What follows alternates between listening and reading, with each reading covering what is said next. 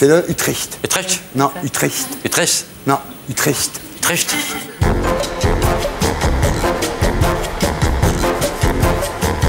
Bonsoir. Bonsoir. Ça va? Oui, bien. Alors, Rosalie Afflelou, vous êtes journaliste, vous collaborez à l'émission de Michel Field sur Paris Première, Ça balance à Paris, et vous publiez dans La règle du jeu, la revue de Bernard-Henri Lévy, un texte consacré à l'assassinat du journaliste et cinéaste hollandais Theo van Gogh par l'islamiste Bouyeri. Voilà. Mais vous êtes également la mère de 2 des enfants d'Alain Delon, avec qui vous avez vécu 15 ans. Ensuite, vous avez épousé le lunetier Alain Afflelou. Si quelqu'un s'appelle Alain. C'est quoi ce culte des Alains? Je ne sais pas, mais mon fils, il s'appelle Alain. Ah, aussi? Oui. Ah oui, c'est une fatwa, quoi. C'est Ouais, pas c'est une exprès, mais c'est aussi pratique. Ouais. C'est pratique. Oui. Au lieu de dire chérie, je dis Alain. Vous dites Alain, Voilà. comme ça, dire quand vous pareil. êtes en train... Ça, si vous trompez Non, de même prénom... quand on n'est pas en train de, Si je vous dis êtes trompé de Alain. prénom, c'est pas grave. Quand elle est en colère, ah, Alain. Ouais. Ça marche toujours, Bien y alors. compris avec les gosses. C'est Bien bien. alors. Mais c'est pratique, en effet. Oui, on vient de le dire. Alors, Ça ne peut pas se tromper de prénom.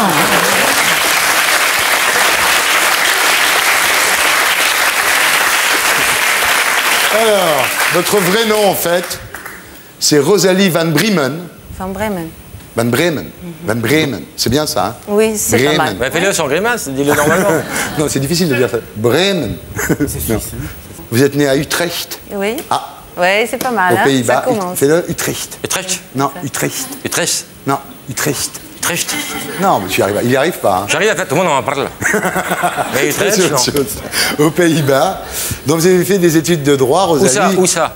Bah, à Utrecht. À Utrecht. Et ensuite, comme vous étiez très jolie, évidemment, vous êtes devenue Miss World University 1986. Et voilà. Et là, vous avez entamé une carrière de mannequin jusqu'au jour où... C'est le drame. C'est étrange. Je ne sais pas ce qui m'arrive ce soir. Je te regarde comme pour la première fois. Voilà, donc c'est en 1987.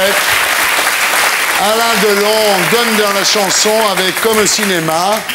Il doit aller présenter sa chanson en Allemagne. Il doit faire une télévision en Allemagne.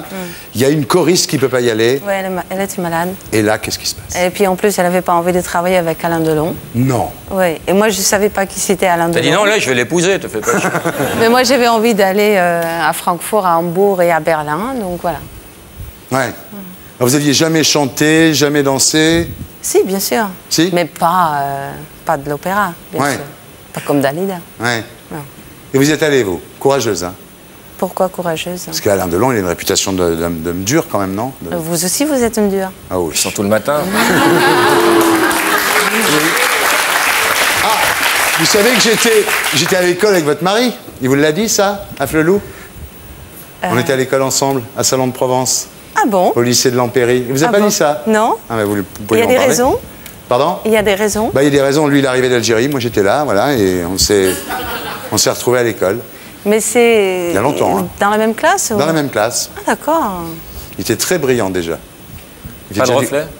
Sans reflet, non. Voilà. En tous les cas, c'est comme ça, Rosalie, que vous rencontrez Alain Delon sur un plateau de télévision en Allemagne. Et à partir de là, vous vous quittez plus, quoi. C'est le coup de foudre, c'est le love at first sight. Ça devait être génial d'avoir Alain Delon à ses pieds, non? Et à ses pieds, dans le meilleur des cas. Je me suis posé aucune question à l'époque et jusqu'au jour d'aujourd'hui. C'était comme ça, voilà. Ouais. Et ça a duré 15 ans, maintenant c'est fini. Ça fait un bon moment déjà. Ça devait être dur la vie avec Alain Delon quand même, non? Je ne sais pas. Votre femme, elle va bien? Très bien. On sait pas où, elle est où, c'est vrai, elle est où? On n'a pas de nouvelles. Bien. Donc vous avez rencontré Delon en 87, en 90 né Anouchka, Anouchka. et en 1994 Alain Fabien, mais toujours pas de mariage à l'horizon. Non. Alain Delon a dit « J'attends parce que je veux me marier pour toujours ». Mais il attend toujours. Ouais.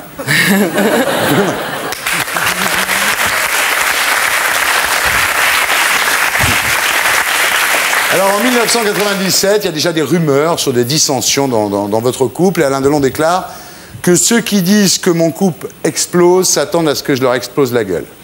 Vous connaissez la chanson, Parole, Ouais. parole. Ah oui, d'accord. Voilà, donc vous quittez le domicile, vous revenez, enfin ça se passe assez mal. À partir de 2001, on ne vous voit plus jamais ensemble, mais vous reconvertissez à ce moment-là dans le journalisme. Vous créez des magazines en France, en Hollande, en Allemagne, enfin pas mal. Et là, vous tombez sur un autre Alain, Alain Afflelou, Oui. qui lui vous épouse alors. Hein. Il a changé de monture, lui. Pas que les verres. C'est mieux. Je m'excuse, hein, je préfère la faire tout de suite, j'en suis débarrassé. Mais tant qu'on en est aux mauvaises vannes, quand vous enlevez vos lunettes, il est flou, Afflelou. Alors on en vient donc à votre article dans la règle du jeu, Rosalie, un article consacré à Theo Van Gogh, donc le 2 novembre 2004. Theo Van Gogh était assassiné, c'était l'arrière-petit-neveu du peintre Van Gogh. Réalisateur, il avait fait un film dernièrement qui s'appelait Submission, qui est un pamphlet contre la soumission de la femme dans l'islam. Et dans ce film, on voit une femme musulmane avec un voile transparent, nue sous le voile, un corps couvert d'échymoses et tatoué de versets du Coran. Voilà. Alors ça a beaucoup choqué les islamistes hollandais. Il a été assassiné comment, par Bouilléry? Il partait finir le de montage de son dernier film. Et dans la rue, dans une des rues d'Amsterdam, il était en vélo, comme toujours.